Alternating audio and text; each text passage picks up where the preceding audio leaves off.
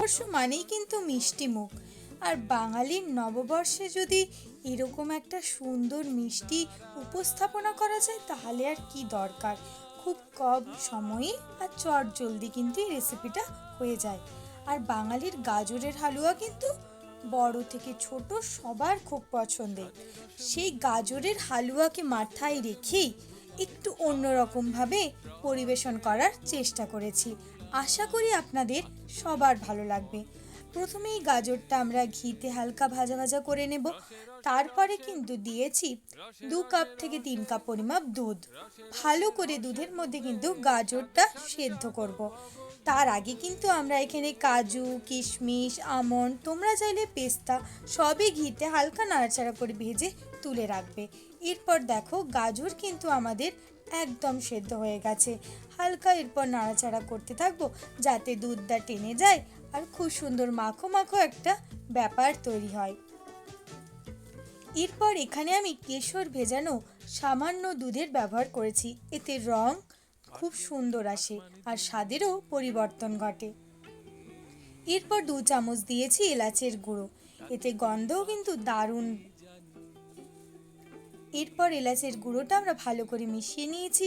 মিষ্টির জন্য দিয়েছি মিল্ক মেড, তোমরা চাইলে কিন্তু চিনির গুঁড়ো ব্যবহার করতে পারো। মিল্ক মেড দিলে কিন্তু এটার টেক্সচারটা আরও সুন্দর হয়।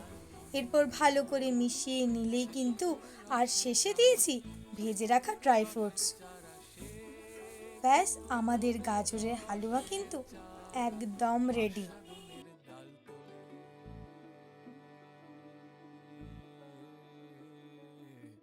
রসে রসে রসে ডুবে সাদে সাদে সাদ ভব ঘুরে। এরপর হাফ লিটার পরিমাপ দুধ নিয়ে নিয়েছি। এরপর দিয়েছি 1 চামচ এলাচ গুঁড়ো। ভালো করে এটা কিন্তু দুধটা আমরা বয়েল হতে দেব যাতে একদম গাঢ় গাঢ় হয়ে যায়। আর দিয়েছি 2 থেকে 3 চামচ চিনির গুঁড়ো। আমরা গাজরের হালুয়াতে অলরেডি মিষ্টির ব্যবহার করেছি, তাই জন্য দুধে আমি সামান্য মিষ্টির ব্যবহার করলাম। এরপর এখানে খোয়া রেখেছিলাম, সেটা গ্রেট করে নিয়েছি, সেটাই ভালো করে দুধের সাথে মিশিয়ে নেব। ততক্ষণ মেশাবো যতক্ষণ না দুধ একদম গাঢ় হয়ে আসছে, ঠিক ক্ষীরের মতো। ক্ষীর যেমন অনেক গাঢ় হয় সেরকমও হবে না, আবার অনেক পাতলাও হবে না। যেমন এখানে দেখতে পাচ্ছ সেই রকম তৈরি হবে আমাদের এই দুধের ক্ষীরটা। এরপর এটাকে কিন্তু আমরা ফ্রিজে ঠান্ডা হতে রেখে দেব। ব্যাস এরপর একটা সসের গ্লাস নেব, সেখানে প্রথম লেয়ারটা দেব আমরা গাজরের হালুয়ার, তারপরের লেয়ারটা দেব কিন্তু এই দুধের ক্ষীরের। দেখতেই পাচ্ছ ক্ষীরটা কিন্তু খুব গাঢ় একদমই হয়নি, ঠিক এই রকম একটা টেক্সচার আমাদের বানাতে হবে। তারপরের লেয়ারে আবার দেব গাজরের হালুয়া, আর ওপর থেকে দেব পেস্তা কুচি। ব্যাস আমাদের কিন্তু গাজরের হালুয়ার শর্টস একদম রেডি।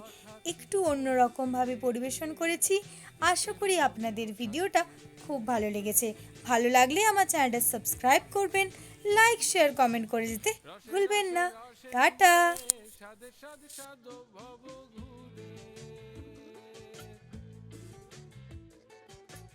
সাদে সাদে সাদে ডুবে